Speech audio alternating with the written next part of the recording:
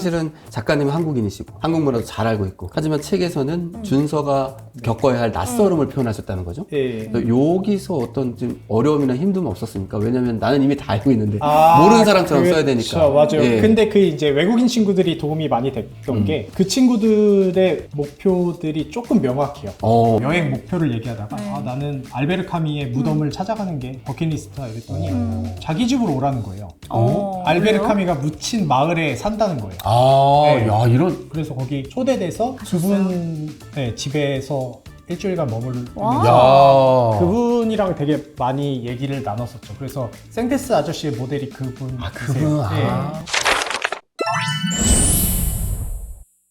안녕하세요. 이세라의 예술러닝. 저는 이세라입니다. 안녕하세요. 저는 이영준 모이스의 신부입니다. 반갑습니다. 반갑습니다. 오늘 소개해드릴 소설은 서울이대야라는 서울이대야. 소설입니다. 서울이대야의 네네. 이유 작가님 모셨습니다. 안녕하세요. 안녕하세요. 작가님. 안녕하세요. 네, 반갑습니다. 반갑습니다. 저는 제목도 그렇지만 이 책을 보면서 네. 재밌게 봤어요.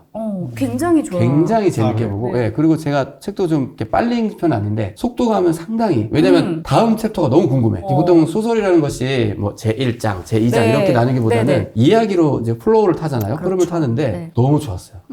시작부터 이 주인공의 갈등, 그리고 네. 누군가 속하지 못하는 이 속하지 못함, 그래도 누군가를 만나서 약간의 맛보는 속함, 그러다가 다시 희망을 꿈꾸다가 결국엔 좌절하고 다시 깨닫는 이런 과정들이 쭉 들어있잖아요. 오늘 왜 이렇게 청산 유수예요? 왜 이렇게 청산 뉴스지? 이상하네. 이상하네. 오늘 좀. 제가 네. 사실 또 철학을 또 좋아하니까요. 그래서 철학을 이데아라는 좋아하세요. 말에 지금 확 들어와가지고 그렇습니다. 맞습니까 작가님? 제가 아, 네, 맞습니다. 그거 보세요. 예. 저는 이 책 되게 좋았던 게 뭐냐면 제가 책을 고르는 기준 뭐예요, 신부님? 예쁜 책? 그렇죠. 야. 네, 저를 닮은 책. 네. 그렇습니다. 그런 것도 이제 네네네. 있지만 네네. 저는 무조건 잘 읽혀야 돼요. 나를 막 너무 많은 생각, 너무 많은 막 어려움, 막 이런 거에 봉착하게 하면 안 돼요. 안 되죠, 안 되죠. 네, 안 그래도 실제 삶이 어렵고 우리가 생각해야 될 게 얼마나 많아요. 맞아요. 나 이거 읽으면서까지 막 이렇게 막 골머리를 앓고 싶지 않다. 근데 너무 쉽게 읽히고 맞아요. 너무 빠르게 네. 읽히고. 사실 제가 전 장편 소설이 이제 레지스탕스라는 어, 책인데 네. 그거는 좀 좀 하고 싶은 어려워요? 얘기가 많아서 그런지 네. 어렵다는 얘기가 많았는데 제가 좋아하는 소설가 중에 스카르메타라는 작가가 있어요. 네. 네네. 그 네루다의 우편 배달부라는 작품을 네. 쓴 작가인데 네. 그 작가님이 좀 이야기를 재미있고 좀 가볍게 잘 쓰세요. 근데 그런 소설을 한번 써보고 싶다는 네. 마음이 들었고 좀 어떤 미사여구나 이런 거를 좀 최대한 빼고 네. 담백한 서사 위주로만 좀 집필을 해보려고 했어요. 그래서 어쩐지. 쉽게 읽힌다는 독자분들이 좀 많았어요. 네. 그쵸. 저 같은 이야기를 하는 사람들이 네. 많죠. 예, 맞아요. 아니, 저도 이제 되게 유명한 작가님을 잘 알고 계신데 그분이 멋있는 말을 하셨어요. 좋은 어떤? 책은 네. 표현이 풍부한 게 아니고 재미있는 서사가 있는 책이다. 이렇게 얘기하셔서 방금 말씀하신 대로 미사여구라는 표현을 빼고 네. 그다음 서사에 집중했다는 말이 네. 무슨 말인지 책을 다 읽고 나니까 알겠더라고요. 맞아요. 네. 그리고 주인공들이 그 말이 많아서 좋았어요. 대사가? 네, 대사가 많더라고요. 네. 맞아요. 설명을 많이 하지 않고. 네, 대사 위주로 많이 네. 이끌어갔죠. 신부님, 네네. 우리가 또 우리 너무 신나가지고 맞아요. 중요한 걸 빼먹었잖아요. 그렇죠. 이 방송을 우리 또 보고 있는 예술러닝 시청자들을 위해서 네네네. 간단하게 우리 서울이대야 줄거리부터 줄거리. 해줘야죠. 줄거리는 제가 아까 아주 큰 틀에서 말씀드렸지만 한 남자 주인공이 그러니까 준서가 모로코 그러니까 서울에서 태어난 설정 맞죠? 어렸을 때까지 서울에 있었던 걸로. 모로코에서, 맞습니다. 맞죠? 네, 그러다가 맞습니다. 모로코로 이사 가서 부모님의 교육열에 의해 네. 파리로 갑니다. 거기서 자신이 한국 사람인데 거기서 받는 어떤 여러 가지 것들을 깨닫고 사실 정체성을 찾아 더 좋은 대학을 포기하고 서울로 가겠다라고 한국으로 하는 가겠다. 것으로 시작이 돼요, 이야기가. 네. 그러면서 스스로에게 묻는데 여기서 중요한 인물이 한 명 더 나옵니다. 산체스. 생테스 생테스. 아저씨. 사실 그분이 전 키워드라고 봐요, 이 책에. 그분이 요소마다 준서가 가지고 있는 생각들을 정리해주는 역할을 해요. 같이 이제 뭐 사막도 가고 네. 어디도 여행도 가면서 했던 네. 이야기를 떠올리면서 이 친구가 서울에 오면 나의 정체성을 찾을 수 있을 것 같다. 그래서 왔더니 여기서도 정체성을 찾지 못하고. 그래서 준서는 속함, 비롱투라고 하죠. 이 속함에 대해서 계속 끊임없이 질문을 던지거든요. 근데 이것이 이렇게 하면 속하는 걸까? 저렇게 하면 속할까? 하다가 사랑을 만납니다. 이제 그만만. 오케이. 여기까지 다 얘기했다. 다 네. 얘기했어. 다 얘기했는데 여기까지만 여기까지 하겠습니다. 네. 제가 했던 네. 줄거리가 어떻게 거의 정확하게 아, 네, 맞습니다. 맞습니다. 사실 지금 이제 읽었는지 안 읽었는지 네, 확인해야 되거든요. 저는 숙제. 읽었다고 확신하고 네. 더 하면 좋을 게 이제 준서는 이제 모로코에서 살다 보니까 생김새는 완전히 한국이잖아요. 맞아요. 제가 또 모로코에 살았다 보니까 다 아랍인들이 살아요. 네. 그래서 동양인이 있으면 눈에 엄청 띄거든요. 이제 그 친구는 이제 사람들이 다 한국인으로 알아봐요. 네. 근데 자기는 한국에 가본 적이 없죠. 집에서도 이제 가족들이랑 이제 김치랑 그렇지. 이렇게 한국밥을 먹는데 한국에는 가본 적이 없어요. 그래서 그 친구는 모로코 시민권도 있고 네. 이제 있는데 다들 외국인으로 바라보니까 네. 항상 이방인인 기분으로 살아가는 거예요. 네. 그래서 내가 속할 곳은 한국이구나 이렇게 좀 결심을 하고 또 한국 드라마에 대해서 좀 찾아보고 이러다 보니까 한국을 가는 거를 꿈꾸게 되죠. 근데 나는 저는 이걸 읽으면서 이제 신기했던 지점, 네. 궁금했던 게 그런 건데 한 번도 가본 적이 없잖아요.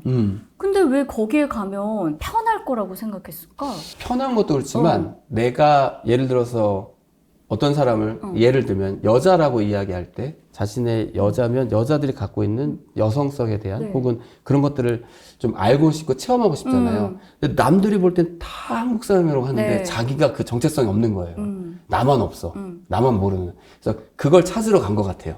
그러다 보면 그 안에서 소속감도 느끼고 편안함도 만나고 내가 알지 못하는 걸 깨달을 수 있겠구나라고 하는 기대하고. 기대하고 포인트가 있는데 근데 이 소설에 보면 재밌는 포인트가 많아요. 네. 오히려 반대되는 경우도 있어요. 한국에서 태어났는데 혼혈 친구. 이 친구는 뼛속부터 한국인인데 다 외국인으로 바라보는 그렇게 대비점을 또 해놓으신 게 맞아요. 있거든요. 예. 네, 그런 지점도 있고 네. 준서가 이제 모로코에서 느끼는 것들은 네. 이제 모로코는 프랑스어도 하고 이제 아랍어도 하거든요. 맞아요. 둘 다 유창하게 할 수 있는데 사람들이 자꾸 영어로 네. 그 친구한테 이제 물어보고. 말을 걸어요. 아. 이제 외국에서 왔구나. 네. 그래서 막 택시비를 덤탱이 씌우려고도 하고 네, 초반에. 그런 일들이 되게 많이 일어나요. 네. 맞아요. 근데 물론 이제 저희가 본격적으로 이제 질문을 드리겠지만 네. 그래서 가장 궁금했던 네. 질문이 하나 있었는데 보시면은 그 그룹 네. 그룹이 있는데 그 그룹이 직접 노래를 부르는 그 서울 이데아나 네. 아니면 원더랜드 네. 이런 가사를 다 직접 쓰신 거죠? 맞아요. 그 가사도 네네. 직접 쓰고 또 재미있는 일화가 있는데 예. 요 이제 노래 가사 이제 네. 여기에 주인공의 친구들이 이제 네네. 밴드를 맞아요. 이제 이뤄가지고 이제 네네네. 공연을 하는 이런 게 나오는데 네. 그 가수들이 이제 노래를 부르게 돼요. 네. 근데 그 장면을 묘사를 하고 싶은데 이제 가사, 그러니까 기존에 있는 노래는 쓸 수 없잖아요. 다른 그렇지. 밴드는. 그쵸. 그래서 네. 예기치 못하게 작사를 좀 하게 됐어요. 그러니까. 근데 이 이야기를 이제 네. 음악하는 친구한테 털어놨더니 네. 이 가사를 보고 자기가 작곡을 하고 싶다는 거예요. 노래를 또 만들기도 만들었어요? 했어요. 네. 실제로? 네, 만들었어요. 불러주세요. 아니 이 책 그러니까 이 책 소개 나올 때 그 음악이 대체 되게 어딜 가는 거니 왜냐면 저희 작가님들이랑 피디님들이랑 아까 부끄러워. 전에 어떤 노래인지 궁금하다. 아. 실제로 이 얘기를 했었거든요. 그렇군요. 너 실제로 그러면 이 작가님의 네. 그게 투영된 인물이에요? 저의 경험과 사실 제가 20대 때부터 좀 여행을 많이 다니고 네. 좀 외국 문화에 관심이 많다 보니까 한국에 외국 친구들이 많았어요. 아. 좀 영감을 사실 저한테 받은 거라기보단 외국 친구들한테 받았는데 그 한국에 오는 친구들이 대부분이 어떻게 한국 유학을 오냐면 뭐 어학당에 있는 친구들도 그렇고 대학교 다닌 친구들도 그렇고 K컬처가 좋아서 한국에 와요. 그렇죠. 맞아요. 예. 그렇죠. 그래서 맞아요. 어떤 준서가 이제 모로코에서 한국 드라마 보면서 매료돼서 이제 네. 한국에 오고 싶어 하잖아요. 근데 그것처럼 그 친구들이 K 드라마, 음악 이런 것들에 이제 빠져서 한국에 오는데, 그러니까 저랑 얘기를 많이 하면서 그 친구들이 느낀 감정들을 통해서 영감을 많이 받았어요. 그게 이제 책에서 많이 녹여져 있는데 네. 그렇다면 질문을 안 드릴 수가 없죠. 사실은 작가님은 한국인이시고 네네. 한국 문화도 잘 알고 있고 그쵸? 하지만 책에서는 준서가 겪어야 할 낯설음을 표현하셨다는 거죠. 예. 그래서 여기서 어떤 좀 어려움이나 힘듦은 없었습니까? 왜냐면 나는 이미 다 알고 있는데 아, 모르는 사람처럼 써야 되니까. 맞아요. 예. 근데 그 이제 외국인 친구들이 도움이 많이 됐던 게 그 친구들의 목표들이 조금 명확해요. 여자 친구들 같은 경우는 네. 특히 한국 남자랑 결혼하는 걸 되게 오. 로망으로 많이 생각하고 있어요. 저도 많이 들었어요. 네. 그런 게 있대요. 네, 네. 그 한국 남자 사귀고 싶어하고 이런 것들이 있는데, 그러니까 드라마의 영향인가? 그런 것 네. 같아요. 그리고 이제 남자 외국 친구들도 마찬가지예요. 한국에서 좀 동화되면서 살아가고 싶어 해요. 여기 오는 친구들이. 네, 네. 근데 재미있는 현상이 뭐냐면 이 유학생 친구들이 한국 문화를 동경하고 한국어를 배우고 한국에서 공부하고 이제 한국에서 직장도 잡고 살아가면서 한국인들이랑 이렇게 호흡하고 살아가고 싶어 하는데 네. 좀 아이러니가 한국을 동경해서 온 외국인들끼리의 어떤 집단이 생겨서 네. 이런 커뮤니티 안에 갇혀 있어요. 그러니까 동화를 못 하는 거죠. 네. 이해했어요. 네. 제가 어떤 걸 느꼈냐면 굉장히 놀랐던 게 우리 한국의 소수민족 같은 거예요. 한국어를 쓰는데 자기네들만의 네. 유머가 있고 네. 자기네들끼리 한국어로 얘기하다 보니까 약간 은어도 생겨나고 은어라고 하긴 좀 그렇지만 어떤 표현 방법 이런 것들이 외국인들끼리 쓰는 한국어기 때문에 굉장히 어색한 한국어로 이렇게 소통이 돼요. 그렇다 보니까 제가 궁금했던 거는 그 친구들이 왜 한국에 깊숙이 동화되지 못했을까? 그 지점을 생각하다 보니까 외모였을까? 그들이 만약에 한국인의 외모를 갖고 있었으면 한국 사회에 더 깊숙이 동화될 수 있었을까? 좀 이런 의문을 갖게 됐어요. 네. 근데 반대로 생각해보면 교포 친구들도 한국에 와서 잘 적응을 못하는 그렇죠. 사람도 많잖아요. 맞아요. 네, 그런 지점을 좀 한번 써보고 싶었죠. 네. 문득 드는 생각들은 네. 작가님 보시기에 네. 이건 뭐 작가님 생각을 네. 여쭤보고 싶습니다만 어떤 그 문화에 속한다는 의미가 네. 내가 가지고 있는 태생이냐 네. 아니면 거기에 살아오면서 젖어드는 네. 정체성이냐 네. 이 두 가지 문제에서 어느 쪽이라고 좀 생각이 드십니까? 저는 자연적인 거는 태생적인 것 같고요. 그리고 후자는 조금 한계가 있는 것 같아요. 예를 들어서 그 예전에 마테오 리치라고 네, 선교사 알죠. 네네. 아시죠? 그분도 잘하죠. 이제 중국에 와서 이제 이름도 바꾸고 복식도 바꾸고 중국어도 이제 통달하고 이러면서 맞아요. 중국인이 되려고 거의 됐죠. 근데 한계점이 있었죠. 생김새. 네. 그래서 인종이 다르면 그 문화에 쉽게 녹아들기는 어렵지 않나. 그리고 세계를 다니다 보면 어쩔 수 없이 그 미국에도 차이나타운이 있고 어떤 한계가 있지 않나 싶어요. 인종적인 한계. 저는 근데 이제 작가님이 주변에 외국인 친구들도 네네. 많고 해서 이방인의 경험 뭐 이런 것들에 대해 생각하게 되셨다라고 했는데 작가님이 또 네. 이방인이었던 경험도 네. 많을 것 같아요. 아, 여행도 네. 아까 말씀하셨고 모로코에서도 사셨었어요? 예, 1년 동안 살았었고 오. 모로코에는 제가 집필을 하러 글을 책을- 쓰러 가신 거예요? 네, 책을 30권 이렇게 캐리어에 끌고 그렇게 해서 노마드처럼 살아보고 싶었어요. 완전히 유목민처럼 그냥. 그래서 사막도 가보고 이제 정말요? 해안가에 살면서 낮에는 낚시하고 이제 돌아와서 글 쓰고 이런 삶을 살고 싶었는데 네네. 집을 구한 데가 바닷가가 너무 멀어가지고 오. 네, 낚시는 한 번도 못 해봤어요. 그럼 1년 동안 정말 모로코에 머물면서 글만 쓰셨던 거예요? 네, 맞아요. 소설의 모티브가 됐던 사건들을 모로코에서 겪었다라는 내용이 후기에 나옵니다. 거기서 실제로 한국에서 벌어졌던 일들을 보았고 거기서 우리가 아주 평화롭게 시위하는 모습들이 네. TV에 나왔고 네네. 그 모습을 아마 모로코 사람들과 함께 봤을 텐데 그분들은 그 장면을 어떻게 보셨던가요? 왜냐면 문화가 완전히 달랐던 상황일 네, 텐데. 제가 작품의 후기에 쓰긴 했는데 그때 당시에 이제 최순실 사건이 네. 터졌을 네. 때 제가 이제 모로코에 있었거든요. 근데 제가 집필하고 있는데 어느 날 한국 뉴스가 나오는 거예요. 그 TV 네. 카페에 특보로 나오고 있는 거예요. 네, 그래서 모로코에서. 한국 시민들이 거리에 나와서 평화 시위를 하고 있다를 굉장히 되게 특이하게 봤던 게 그 모로코는 왕정 국가거든요. 네. 근데 이제 시위를 하는 걸 봤는데 시위가 무력 시위예요. 무력 진압, 무력 시위. 그들이 아는 시위는 이제 돌을 던지고 네. 화염병을 가격하게. 만들고 예. 하는데 우리나라의 어떤 평화 시위를 보고 되게 흥미롭게 바라봤어요.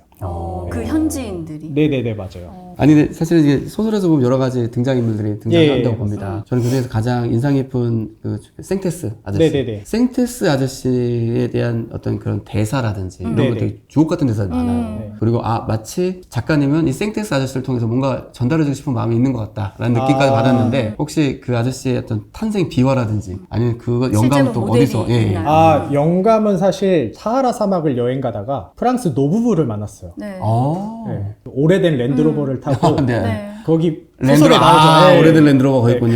그 할아버지한테 영감을 받았는데 그분이 이제 엑상프로병스에서부터 시작해서 네. 와이프분이랑 아주 네, 네. 차를 타고 스페인을 거쳐서 네네네네네. 모로코로 넘어와서 이제 모로코를 여행 중이셨어요. 네. 그래서 저희가 사하라 사막 근처에 이제 작은 호텔이 있는데 거기서 이제 밤에 만나서 얘기를 하면서 좀 인연이 돼서 그 할아버지랑 좀 많이 친해졌어요. 네. 그래서 사하라 사막 같이 가고 사실 제가 동경하는 소설가 알베르 카미거든요. 네. 아, 네네네. 네, 알베르 예, 예. 네, 그래서 저한테 외모가 좀 닮은 것 같아요. 예. 아, 복장도 감사합니다. 까미가 네. 보통 가죽 자켓을 네. 예, 맞습니다. 세우고 예, 예. 네. 네, 그래서 그 분들이 이제 뭐 어떤 꿈을 갖고 있냐 이런 네. 걸 물어보시더라고요. 거의 일흔에 가까우셨어요. 네. 네네네네. 그래서 저는 알베르 카미 같은 작가가 되는 게 꿈이라 뭐 이런 얘기를 했는데 네. 그리고 저의 어떤 여행을 좋아하다 보니까 여행 목표를 얘기하다가 네. 아, 나는 알베르 카미의 무덤을 찾아가는 게 버킷리스트다 이랬더니 자기 집으로 오라는 거예요. 알베르 왜요? 카미가 묻힌 마을에 산다는 거예요. 아, 네. 야, 이런. 루르마랭이라는 네. 루흐마랭이라는 이제 작은 마을이에요. 진짜 네. 작은 마을. 그래서 거기 초대돼서 가셨어요? 그분의 집에서 일주일간 머물면서 와. 야. 그분이랑 되게 많이 얘기를 나눴었죠. 그래서 생테스 아저씨의 모델이 그분. 아, 그분. 아. 그래서 좋은 얘기도 되게 많이 해주시고. 예, 네. 맞아요. 제가 읽은 이 소설은 이제 키워드가 몇 가지가 있는데 전 두 가지라고 네. 생각했어요. 네. 첫 번째는 정체성, 정체성, 맞죠? 두 번째는 청춘. 아, 네. 청춘. 이거였어요. 네. 근데 준서도 마찬가지죠. 그 정체성을 찾아서 계속 헤매는 인물이잖아요. 네. 이라고 느꼈거든요. 네. 근데 난 그런 고민을 심각하게 제가 안 해봐서 그런지 몰라도 이런 네. 생각이 드는 거예요. 대체 그 정체성이라는 게 뭐길래? 아. 뭐길래 이토록 찾아 헤매지? 실체가 없다라고 생각이 들기도 하고 뭘까라는 생각이 좀 들었어요. 뭘까요? 이거 준서도 마찬가지죠. 그 정체성을 찾아서 계속 헤매는 인물이잖아요. 네. 이라고 느꼈거든요. 네. 대체 그 정체성이라는 게 뭐길래? 아. 뭐길래 이토록 찾아 헤매지? 실체가 없다라고 생각이 들기도 하고 뭘까라는 생각이 좀 들었어요. 그러니까 식민지를 지배했던 국가들을 가만 생각해 보시면 네. 가장 쉽게 지배하는 방법이 그들의 정체성을 지우면 쉽게 지배할 수 있어요. 그들의 언어를 못 쓰게 하고 네. 그들의 역사를 왜곡하고 그들의 전통 문화를 없애면은 네. 그 뿌리가 없어지면은 쉽게 자기네 주체성으로 끌어들일 수 있거든요. 네.